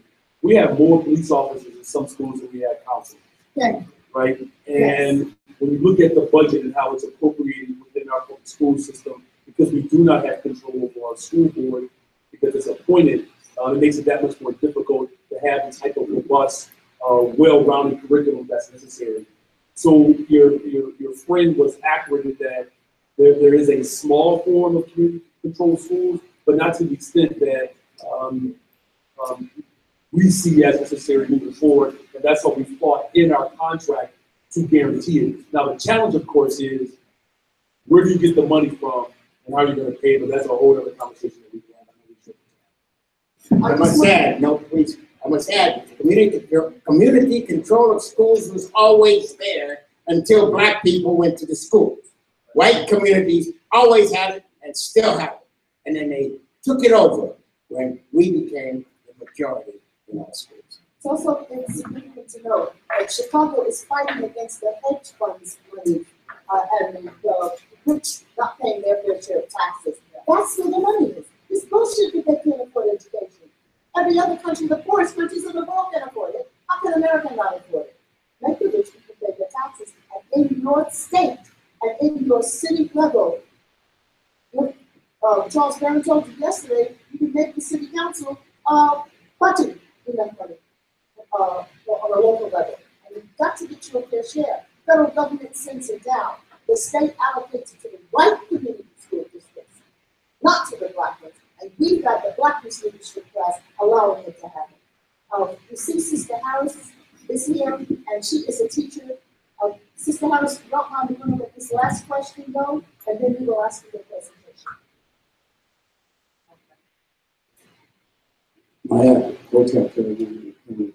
I want to thank the In Clover leadership here in Chicago for keeping us informed of these events like this. This is how I found out about In Clover here in Chicago leadership.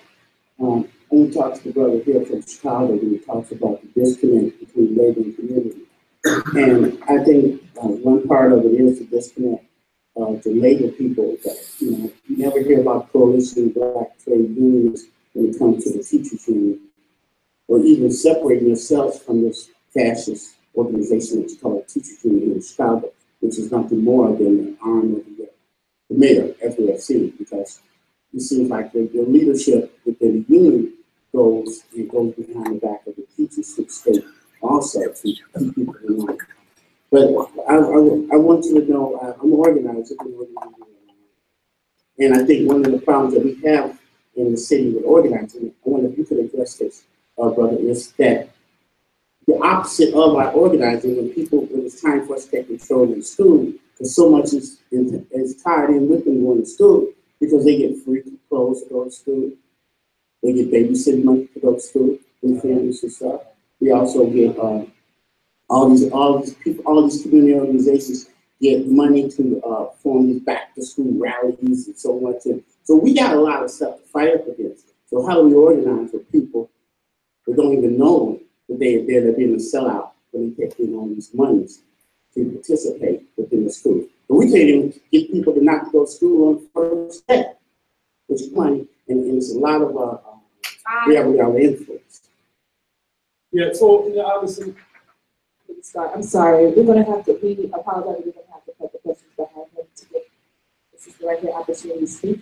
And we'll come back to questions if we have some time afterwards. We'll come back. Yeah, I'll attempt to offer just some perspective around that. Obviously, I will take exception, with the characterization of our leadership. I'm a part of that, and I'm certainly not going to sit here and say that the Chicago Teachers Union is perfect, but do understand that the CTU has been very vocal about the police brutality, taking even heat from our own members who are married to police officers. That is a political risk. We have forced the first mayoral runoff in the history of this city. No other leadership within the union of the last 30 years has ever even endorsed in a mayoral race. We ran black in wards across the city. We've taken tremendous political heat from even within our own rank and file members who think that sometimes our agenda is too black. So no, brother, I don't agree with that characterization. As far as your critique around how do we bridge the connection, I do share that sentiment. That the challenge sometimes for educators within our public school system, we are just as traumatized as the students that we teach. And I can just speak from a very personal level. Black family in Chicago, teaching at Cabrini Green, USA, and I recognize my Cabrini Green brother in the back there, that this is hell, man. And so what we have to do is fight for the type of services for students and teachers to get some healing from the trauma. One of the schools in the south side of Chicago where Congressman Davis's grandson was killed is that there have been 9 students shot or killed in that building since November. And these are the conditions in which we're teaching in. There's also the conditions in which we're trying to educate in. So you're right, we have to organize and make the connections between us as families and students to heal and to call for the rich to pay their fair share. This is the 5th largest economy in Illinois in the richest country in the world.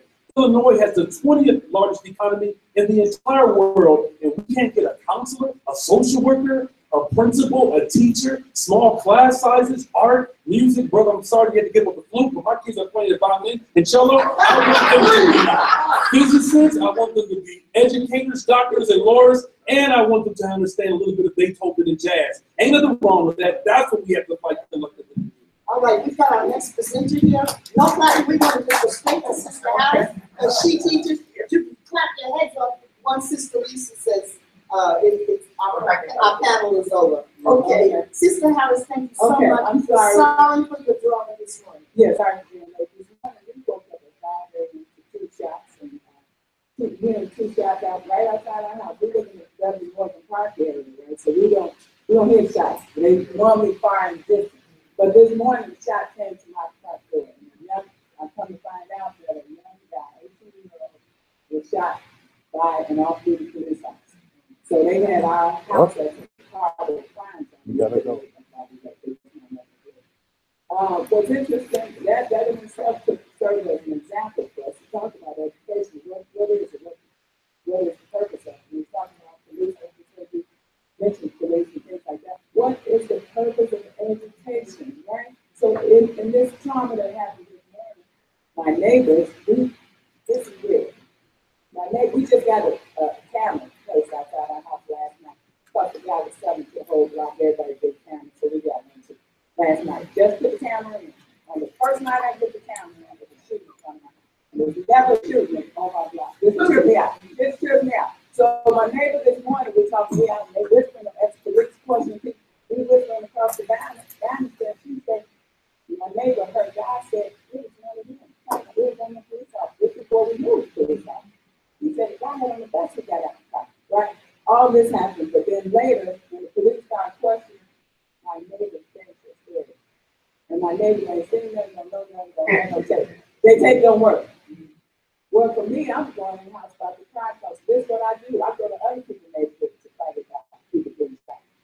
It's front of my door. I can't act like I ain't seen it. I can't act like I didn't hear it, you know? And my neighbor is medicated. She's a person. Makes me wonder, what is education? What's the purpose of education, right? What's the purpose of education? I'm not blaming my neighbor for that, because I already saw, you know, well, we got young guys, the man that takes these kids from the company. They know that they're taking, they think the man that takes them guidance from the company. But what is the purpose? I think we have to look at what is education. Sometimes I think we battle in the wrong fight. So there should be a fight for equity and more money in education. But I don't think money is going to fix our problem. If you look at when we performed the best, it was when we understood who we are and what the system is. So I think that education for me, I teach African American studies, so it's an African American studies scholar, and an African Center perspective, education is holistic. It's not about training. Training is a different thing. Like you teach music, you can teach some other different basic skills, but education is about the ideology, what you believe too. All that is embedded in education. So and I say sometimes that education is like a religion. It tells you what you believe, how to function, what's right, what's wrong. You get that from education. So I think we have to think of it in those terms. From education, people learn what's right. People learn what's good. So what we have is a system that we see is blatantly racist, right? Still, always has been, remains the same. We have that system teaching our children morals and values because we've forgotten that that system is what it is. So when I look at education, I look at, I'm intentional about starting with what Naeem Marshall said, the educator is the first to grow up yourself. It begins for everybody. Who am I? So that's African centered, that's Black centered, that's talking about who am I, what do I believe, what do my ancestors believe, how does whatever affects me everything I learn has to be related to that, right? It has to be, so not just, I could be a fantastic pianist, I could be a super scientist, but if I don't know who I am, it serves no purpose, no real purpose for my people, right? So for me, I think that with any discussion we have about education, we have to think about what are we talking about, so that my neighbor, the chair of them, you know, so that the police officer who's out there, who's saying, well, this is how these young people do it, they just sometimes play with us. That's what the nice officer said to us. You get what I'm saying? So that people understand it has to start with you and you caring about your own people, right? Otherwise, you have a situation like I had this morning, maybe lately, which is the black police officer killed the black boy, not killed, shot the black boy. And then the black people don't want to tell. And then the black people don't want to do nothing about it. And then the black people think that's okay. And all, everybody involved, okay, I don't know about the young fellas, but I know that all the other people got degrees.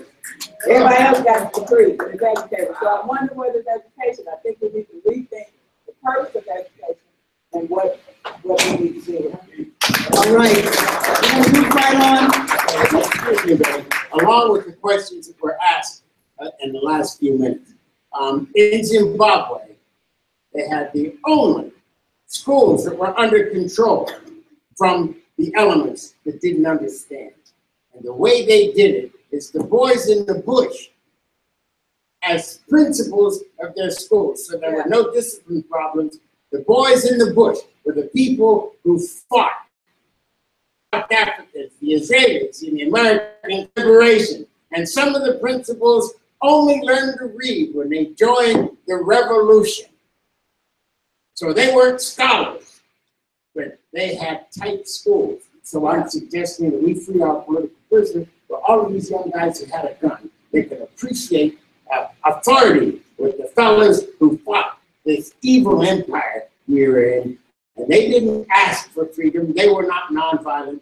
They carried weapons and they used them. But this is who we need, the principals of our schools, people who the student body can respect. Okay. All right. I want to move on because I want to say we are out of time. Because what the system we talked about reparations is what we can do. When you, as a parent and as a community person, step in a building and you demand accountability for the budget, and you demand the contracts in the budget for your school, and then the budget for your district, and then the budget for your state, that's how you get your reparations. And you can demand, based on your reparation breakdown, that you get more resources to your school, and that's a good reparations. Last but not least, the mayor of Chicago just has to use a pen, and he can stop these Rockefeller laws that are incarcerating our students the way they are. The parents can demand focusing on kindergarten, because if you focus on kindergarten, you don't have to worry about the 8th grade. Right. And when they're ready for the 8th grade, they can go to college.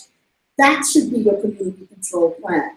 Focus on your kindergarten and demand, in France, they put billions of dollars into kindergarten, and then they put the rest of the money into college. Because they understand if you put the money in kindergarten, they'll make it to college.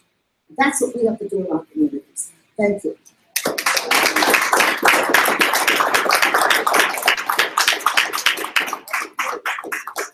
Thank you. The Vice Chair is about to come up quickly to help move this program forward. I do want to thank the panelists speaking about Black community control of the schools and Black community control of the police. Which if you do read, again, as I mentioned yesterday, the National Political Black Agenda for Self-Determination, which all of us do have, you will see that Black community control of the schools and Black community control of the police are closely tied together. Which yesterday during Eritha Akide Canyon's presentation, she talked about how in the schools in St. Petersburg, police officers on the campuses, high school, middle school, elementary school, and calling them resource officers. And to try to get rid of one is to try to get rid of both. So again, Black community control of the schools and Black community control of the police. Thank you again so much, panelists, for that powerful, dynamic presentation.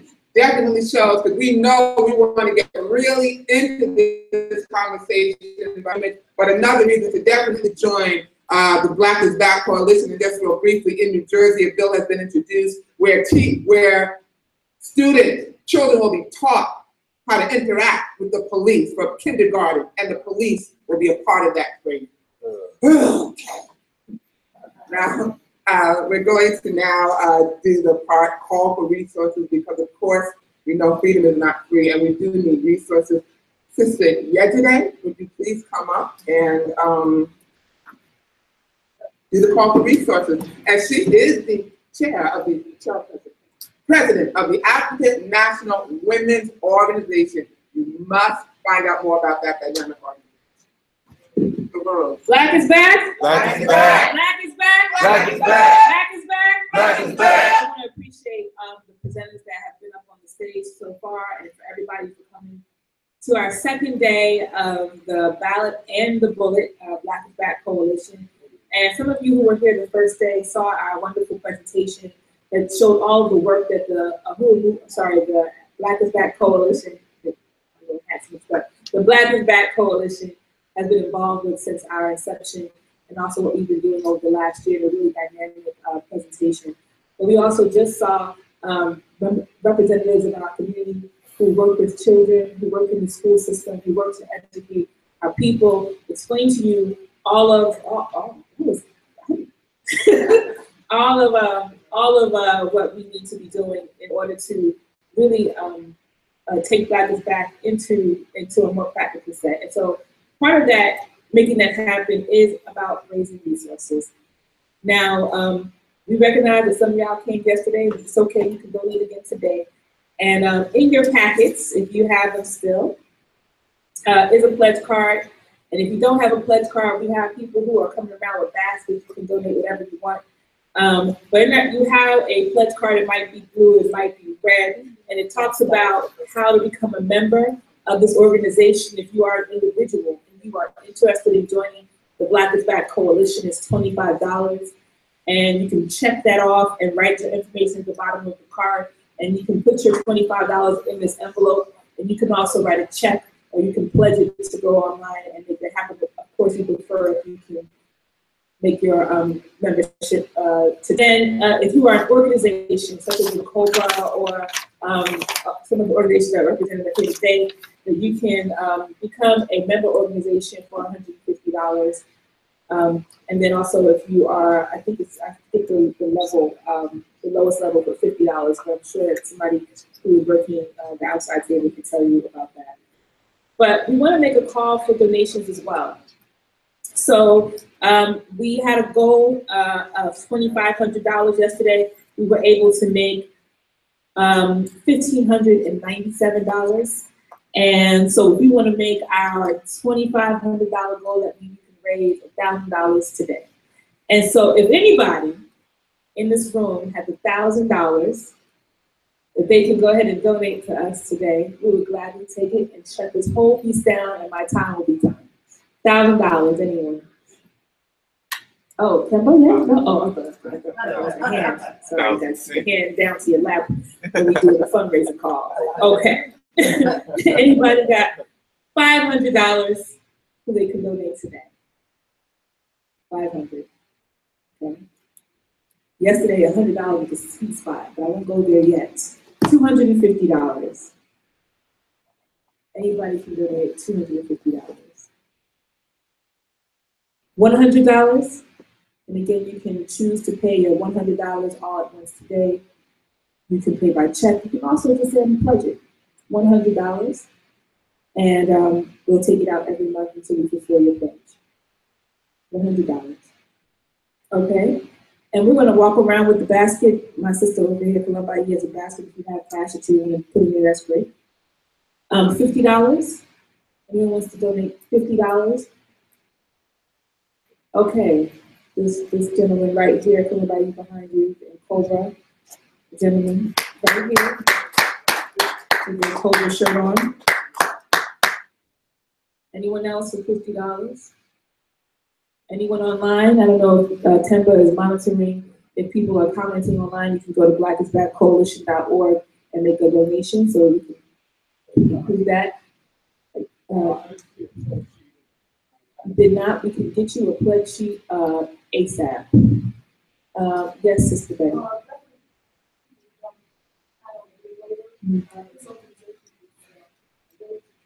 Okay, wonderful.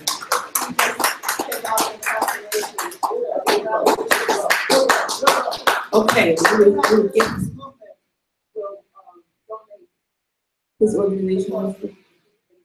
Oh, that's great.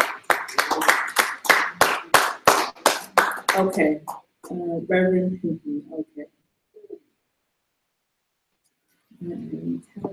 So right now we just have, okay. $25 donation. Who can make that today? $25? They're looking at me like, I donated yesterday. It's in the day though. It's in the day.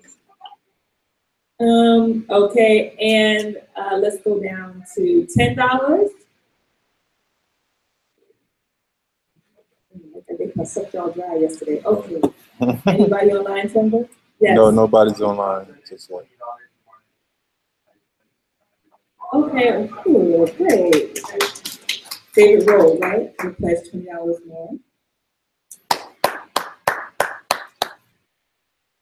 Okay, all right. Well, we thank you for whatever you were able to contribute in the basket. We're going to go ahead and make a tally of what we collected today and give you a report about how much we raised for today. And I want to appreciate you all for taking this time and entertaining me while I try to get some money out of you. We appreciate your time. Black is back. Black is back.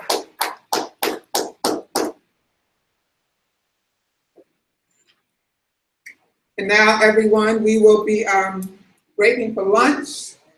We will have an hour. We will be coming back at 1:15, and we will hear some more dynamic, powerful presentations, and we'll have more discussion about how we can become empowered and take our communities back. And again, Chicago, thank you so much to everybody in the room and for hosting us. It means so much to us.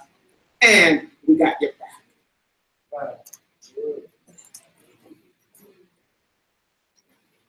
Okay.